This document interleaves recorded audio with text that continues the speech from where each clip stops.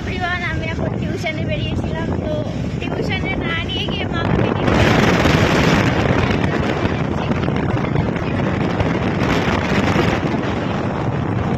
time আছে, সেই জন্য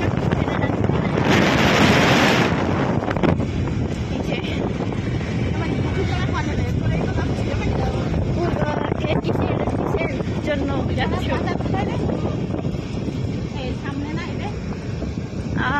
হ্যাঁ,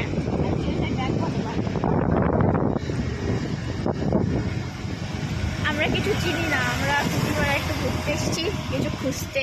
রাস্তায়